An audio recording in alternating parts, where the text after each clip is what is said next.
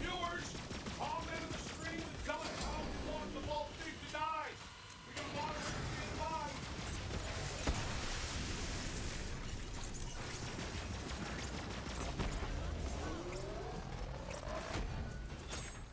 Hey, what's up everybody? This is Osterberg501 and today I want to show you guys an Amara build that I think is the strongest overall Amara build. I think it's one of the strongest builds across the entire game and across all the characters. Now this build is a bit more focused on mobbing, but with only a few changes in the action skill you're using and the weapons and gear you're using, you can go from destroying big groups of enemies super quickly to destroying bosses as fast as any other build in the game can do. And that's pretty much up to Amara's extremely strong class anointed effects, because she really doesn't have a talent build that she can do that's just going to make her really good at killing bosses like say someone that Flak has. But her anointed effects are so strong at bursting down bosses that, like I said, just a few changes and you can kill bosses as quick as anybody else can. So let's go right into the talents. So before we get into the talents, I want to go over the one item you're going to need for this build, and that's a Phaserker class mod. Now what this does is when your action skill is used, you gain max rush stacks, which is a bit confusing. You gain 25 of the basic rush stacks that don't usually do anything in themselves. They decay over time now, but you gain 3% weapon damage and 10% action skill cooldown rate based on the number of rush stacks, and this increases your max rush stacks by 5. Now we can get 25 max rush stacks, so that's 25 times 3 for the weapon damage and 25 times 10 for the action skill cooldown rate, which is very good. But the main thing about this is be able to get those rush stacks just by using action skill, which on Phase Grasp, so for mobbing, you can just shoot at the ground, and as you'll see, we got 25 rush stacks right there. Now, when we use our action skill, when we have those basic rush stacks, it will give us our abilities that are affected by that. So we have Do Harm and Violent Tapestry, which we'll go over in a second, and we can stack those up to 99 with this without hitting anything. Because if you don't know, if you don't hit anything with Phase Grasp, the cooldown comes back. So as you see, we have 99. Then those 25 stacked, those are the basic ones that are going to give us increased weapon damage and cooldown rate from our Phaserker. So going into the talents, this build is going to be focused on Ties That Bind for mobbing. Now we'll go over the boss killing stuff after we get done with the normal build for mobbing and everything. So it's Ties That Bind, which you Phase Grasp an enemy, it links all the other enemies to it, they take a percentage of the damage the main one takes. Now that has a bunch of weird interactions, such as Do Harm, which for every rush stack, you gain increased action skill damage. The stacks up to 99 as we just saw, and gives us action skill damage increase for every stack. Now, you would think normally Phase Grasp doesn't get affected by this, but the enemies that are linked with Ties That Bind, they take 35% damage normally, but those enemies will be considered taking action skill damage. So something like Do Harm will increase the damage they take. Only the ones that are linked, not the main Phase Grasp one. Then we have Violent Tapestry, which increases our status effect chance. That was stacked up to 99 times, so basically we have a really high chance to apply our status effects to enemies, which since we're killing most mobs super quickly, it's not used a ton, but certain enemies it does help with, especially if we're facing a ton and they just get hit with something and have status effects on them, they'll slowly die over time, or quickly die over time. Then we have Restless, 25% action skill cooldown rate, very good. We want as many Phase Grasps as possible. Ascendant, which increases our augments to our action skills. So there's two things I usually use when mobbing. You can usually either use Allure, which pulls everything in. Ascendant will increase the size of that. Or you can use Soul Sap, which gives you lifesteal off your action skills damage.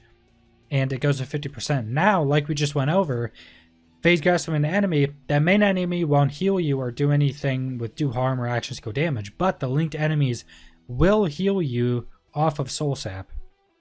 So if you need more survivability, you can take this and be much more tanky, or at least heal yourself a lot more if you're mobbing. Then we have From Rest, which is charge speed and fire rate. The charge speed is the main thing I go for since I'm using mostly melee weapons, which is massive. Now I went 3 out of 3 with this, and then 1 in the Wrath, which is gun damage increase. If you're using weapons that don't have charge rate or charge speed, I don't think the fire rate is as strong with this one, so you can put 2 into Wrath if you really want to and aren't using Maliwan weapons that have, or other weapons with charge time. Then we went 1 into Remnant because I don't really care about the extra base stacking damage of this if I went 2 more into it. Basically what this does, when you kill an enemy with a gun, your action skill creates a homage projectile that does your action skill element damage, but it gives overkill damage to this ball. So sometimes you'll see like 100k hits, and that's from this ball.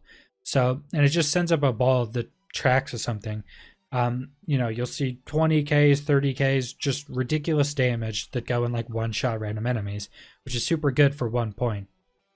3 out of 3 in Awakening, all rush stacks get increased effectiveness, very good, increases just all of our rush stacks. Avatar, the main thing about this is bonus rush stacks plus 10, so that makes it stacking. So instead of 15, we're getting those 25 basic rush stacks, which makes our Do Harm and Violent Tapestry stack very quickly. It gives 25 each time instead of 15, and then we also get more damage to access cool cooldown rate from Phase Zerker. And also, basically what this does as itself, not just the effect it gives, is when you use your action skill, you can use it a second time when that first one ends within that one cooldown. But then you have to let it re-cooldown again for a full time, then you can use it again, then you can use a second time within that cooldown. That's basically how that works. So next, rest of everything else in Fist of Elements, Anima, status effect damage, duration, and action skill status effect damage increase, all really good. Now Infusion, there's some confusion with Infusion, which sounds kind of funny, but this converts a percentage of your weapon damage in your action skill element. Now, pretty much the rule of this is just don't use the same elemental weapon that you're using as your elemental, your skill effect, your action skill effect element. So if I'm using a fire weapon, don't use Soulfire. That's pretty much how it goes.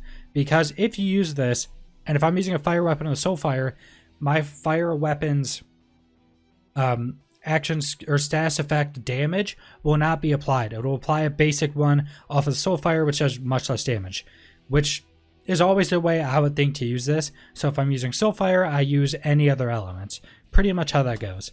So we have Tempest, just elemental damage increase, extra for shock. We have Dread. When you phase grasp an enemy, you get gun damage increase. Then your weapon is reloaded if an enemy dies while grasped. Just a gun damage increase, very good. This weapon is a bit of a like burst window build for mobbing at least, because when you phase grasp an enemy, except you have a lot of burst windows very frequently, when you phase grasp an enemy, you're getting all these buffs, all this damage, and you just destroy everything easily. Indiscriminate, which basically can just ricochet shots that go everywhere and ricochet stuff. You can easily see this with Crossroads, because there'll just be these lines of element going absolutely everywhere. Then we have Deep Well. Your magazine size with elemental weapons is increased. Then we have 1 into Sustainment, which is only 4% of damage dealt with elemental weapons, but it's a lot more than you think, especially if you're using like a recursion like I use. It's just bouncing everywhere, healing you a ridiculous amount. Now, we have to go into the items a bit more for the boss killing stuff, but if you were wanting to kill bosses, and if you actually had weapons do it, so say I have Cutsmans here that have Phase Slam damage increase, what I would do with these for our actually skills is you would just switch to Phase Slam, which is pretty simple. Or like a Phase Cast for Crossrod, if I was killing a boss, I would just switch to Phase Cast. And that's one of the pieces of being able to destroy bosses super quickly. Now the other one is you would switch to Elemental Projector. For your boss killing, you would apply that status effect to yourself. You use one of these really strong anointed effect weapons. You would apply the status effect to yourself, switch to your weapons, use whatever action skill is tied to the anointed, then just destroy the boss. That's basically how you would switch. You would do it like 1 to 2 weapons, and say if you're using Corrosive or Fire, you have a Sellout, which is a guaranteed chance to apply the status effect to yourself at a low damage rate. So that's basically what you do. You switch a few weapons, you would switch to an Elemental Projector if you're not using that.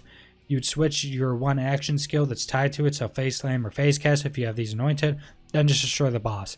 And that's how easy it is to switch to a boss killing variation. Now for mobbing, mainly the thing I use is recursions, which are ridiculous. These are things that basically shoot out like a disc looking thing that just bounces around to tons of different enemies. Super good for ties of bind because you hit the main one, all the linked ones take a percentage of that damage. It bounces the one on the linked ones, which takes their own damage. It bounces back to the grasp enemy. All the other ones take damage. It just bounces back and forth. You can get ×2 on these, which makes them do just ridiculous amounts of damage. So this is one of my favorite weapons. Then you just have all your other super strong elemental weapons you can use. You can use your crossroads, which I use in the video, which are very good for like cleaning up enemies. Your cutspoons are still really good. Pretty much all the nerf melee weapons are still pretty good for this build. You know, Kill of the Wisp if you're going against things with shields, or you just want to use a Kill of the Wisp. You know, just pretty much any elemental weapons. Lucian's Call is even good. You can use tons of different stuff that's going to be really good. Just any really strong weapon is going to work pretty well with this build. For the shield, I'm using a Transformer. Just really good. Super tanky shields are always good. With the on action skill 1, your action skill cooldown raise increased by 20%. Really good. Just getting more phase grasp, as we talked about before, is always going to be really good. Or say if you're using Phase Slam and you're on like a boss that takes longer, you want to have Phase Slam up anytime you need it. For the grenade I'm currently using is a Clown and Ghost Call because I'm not using any anointed or terror anointed effects because I don't have a good terror anointed recursion. And how strong Amara's like normal anointed effects are, you don't really want a terror anointed effect over increase your weapon damage by 300%. So that's why I'm not really using it. But Clone and Ghost Call, since I'm mainly using this build in the video for Slaughter Shaft, what I'm mainly using for mobbing is a Flesh Melter, which increases your corrosive damage while killing something with corrosive damage up to 5 stacks and 25% each stack. Massive. And that increases your corrosive damage, so a Clone and Ghost Call is corrosive. Just a really good synergy there, really high damage between these two. And then using a corrosive damage main weapon, just a massive damage increase with the Flesh Melter. And that's pretty much all the items I'm using. That's pretty much the entire build. So subscribe if you want to see more Borderlands 3 content. Leave a like if you liked the video. Leave a comment down below if you have any questions of where to get any of these items, how the build works in any way, or anything like that. Leave it in the comments. I'll try to reply to everybody, and thanks for watching.